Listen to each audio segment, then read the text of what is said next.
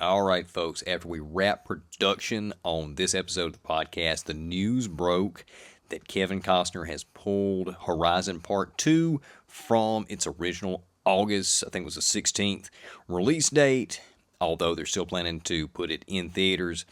And I will be giving my opinion on that news at the end of the review, so be sure to stick around through the entire episode to hear that. All right, I think we're ready to roll.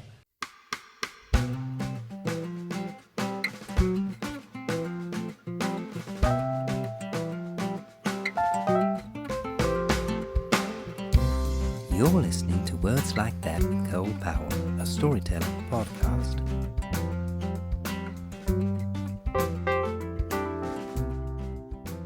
All right, this is Words Like That. I'm Cole Powell. On today's episode, I'm going to be reviewing a new film that I saw in theaters this weekend. Let's jump right in. The Next Lonesome Dove, Why Costner's Latest Flop Might Become a Western Classic. Horizon, an American Saga Part 1 is the 3-hour-long first installment in actor-writer-director Kevin Costner's ambitious cinematic experiment, a Western tetralogy examining American expansion in the second half of the 19th century. The first two entries were filmed back-to-back, with Part 1 releasing June 28th and Part 2 set to release 6 weeks later on August 16th. Meanwhile, Part 3 is currently in production. Costner has financed a hefty chunk of the production himself with a personal investment of $38 million confirmed. Unfortunately for Costner, the first film is receiving decidedly mixed critical reviews and has performed abysmally at the box office in its first 2 weeks. In its opening weekend, the movie squeaked into the number 3 domestic spot with $11 million and fell from the top 5 earners with under $6 million in week 2. Its poor performance is also unfortunate for the entertainment industry at large because, despite the cold reception, it's actually pretty good and reminiscent of a number of excellent classic long-form narrative works, including 80s television miniseries Lonesome Dove, but produced with a massive budget and designed specifically for the big screen. John Ford westerns with their sweeping vistas and complex portrayals of tribe and settler dynamics in the Old West. Epic dramas of early cinema like Gone with the Wind and Giant that featured expansive casts and focused on human relationships. Peter Jackson's adaptation of Fellowship of the Ring, which teed up an epic ensemble adventure and ended abruptly with no resolution. Classic novels like War and Peace and Moby Dick that hailed from a time when reading reigned supreme as the most accessible form of entertainment, and audiences reveled in escaping into massive narratives that eschewed tight plotting in favor of greater world immersion and character intimacy. While Horizon Part 1 may not be quite as magnificent as any of the above works, the elements it shares with those storytelling heavyweights make for a compelling 3 hours at the cinema. First, Kevin Costner's direction is masterful, and his collaboration with cinematographer J. Michael Murrow produces some of the most gorgeous landscape shots I've seen in film this century, but the vistas alone would count for little without relatable characters and engaging narratives, and the film is chock full of both. 2 primary plot threads propel the movie's first 2 hours, with a third plot added in hour 3.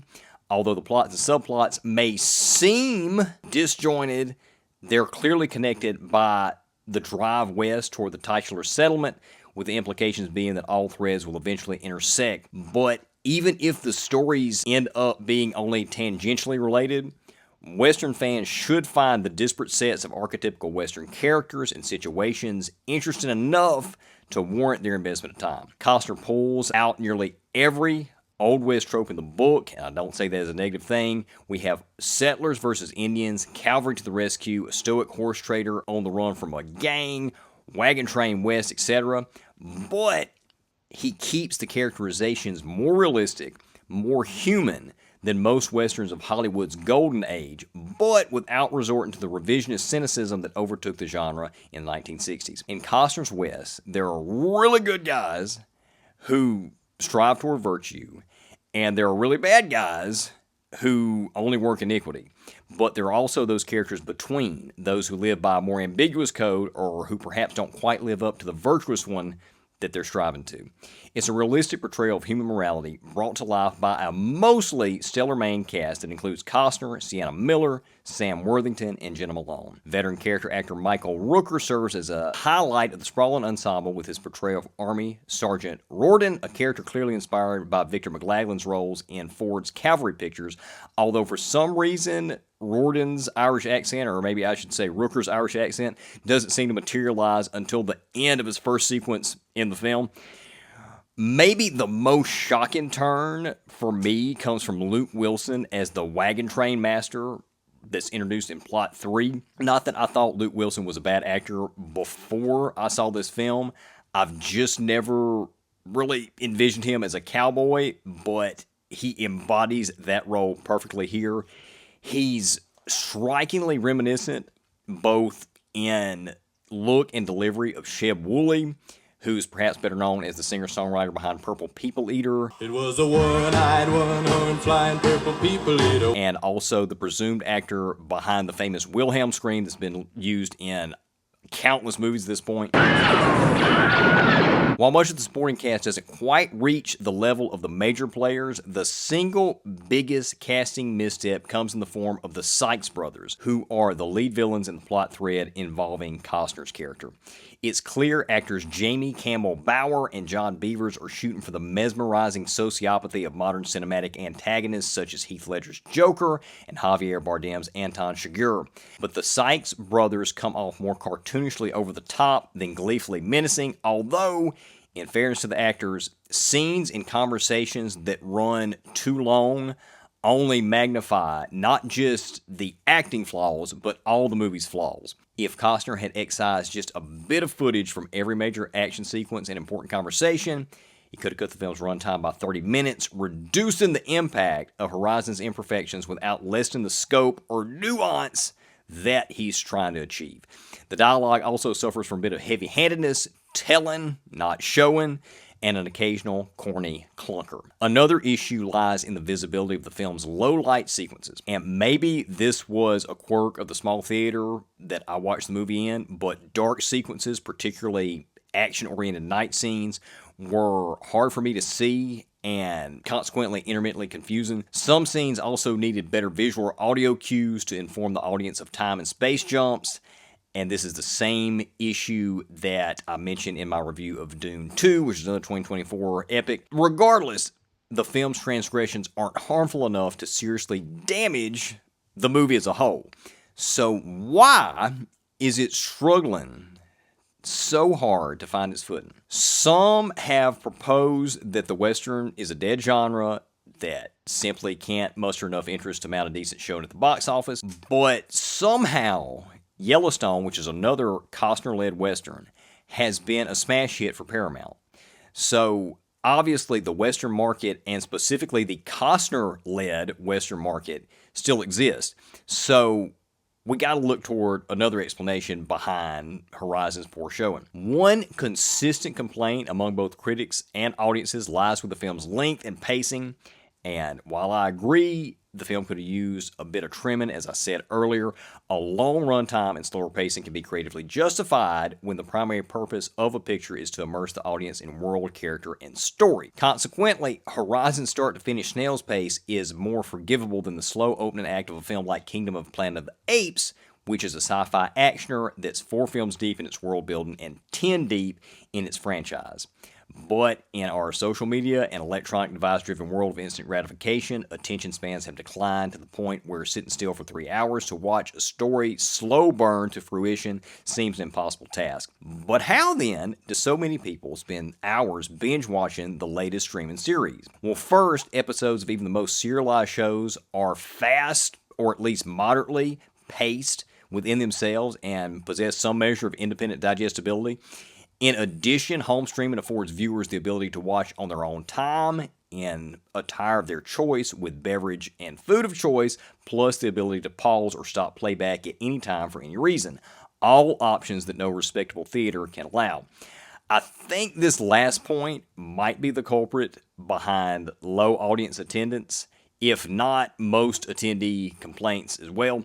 When it comes to critical reception, though, I think that Costner's eschewing modern subversive and deconstruction sensibilities for traditional old-fashioned storytelling might disincline professional critics to give a pass to Horizon's lumbering speed and extraordinary length the way they did with Oppenheimer, which was a narratively incoherent slog of a film devoid of sympathetic characters. And I know I'm in a minority on my disdain for that movie.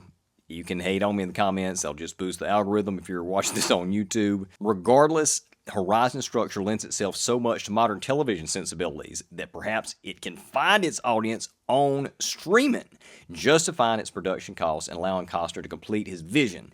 If so, and if Costner can deliver on the promise of Part 1, an American saga may go down as one of the great entries in Western canon. If not, it'll be a shame for cinema and a massive disappointment for fans of this first installment, myself included. I rated an 8 out of 10, and if Part 2 were released tomorrow, I'd already have my ticket in hand. Now let's hear from y'all. Have you seen this movie in theaters? If so, what did you think of it? Did you love it? Did you hate it? Did you think it was mediocre? If you haven't gone to see it, why is that? Is this something that doesn't appeal to you, or would this ordinarily be in your wheelhouse, but something about the trailer, something about the runtime, something about Kevin Costner himself has prevented you from seeing it? If you haven't seen it in theaters, if you're not going to check it out in theaters, will you consider checking it out in streaming? Let us know in the comments or send us an email to randomminerecords@yahoo.com. All right, so as I mentioned at the top of the show, news has broken that Kevin Costner has pulled Part 2 from theaters. Originally, it was supposed to be released in August, and his production company has released a statement. They and New Line got together and talked and were like, hey, let's give audiences, quote-unquote, more time to discover Part 1 before we release Part 2 because it's such a giant flop, and they're trying to get as much money as they can and make sure that that's even warranted to get Part 2 out there. They're still planning for a theatrical release for Part 2. I don't know if that's going to happen.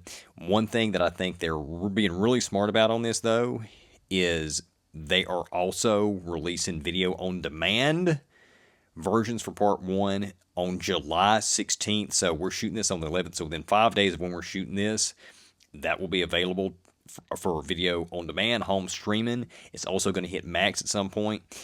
I think the future of this franchise is streaming. I think that's going to save it. It's going to sink or swim based on the streaming numbers, based on the home release numbers. If Part 1 is a massive hit on streaming, I could see Part 2 still getting a theatrical release. If it's a moderate hit, I think Part 2 is going to be released strictly to streaming, possibly even chopped up and done more like a series style as opposed to a feature-length film. And if that does well, then I think Costner may be able to produce Part 3 and 4 and get those out on streaming. If the theatrical releases still are able to happen and they do well, then he may get 3 and 4 done and get those out to theaters. But if the streaming numbers aren't there for Part 1, I don't even know if Part 2 is going to see the light of day, or that we're going to see Part 2. It's already seen the light of day. They already finished the thing. But I don't know if we're ever going to see it. If Part 1 does okay, Part 2 comes out, the streaming numbers aren't great on it, I don't think that Costner will ever be able to finish this unless he just somehow is able to come up with the money and finishes this just because it's a passion project. He has that creative drive to get it done, whether it's the end of his career or not. So we'll see, and we'll keep you posted on this. So be sure to subscribe to this podcast on Apple, Spotify, or Randomine Records YouTube channel, wherever you get your podcasts, and we'll see you soon. Can't have no words like that. Theme, Words Like That by Cole Powell. Lead in by Ryan Wilson from Wicked Woman by Four Way Stock. Original cover photo by Kelly Bagwell. Recorded at Randomine Records. Section 107 of U.S. copyright law allows for the fair use of copyrighted material for purposes such as criticism, comment, news reporting, teaching, parody, or research.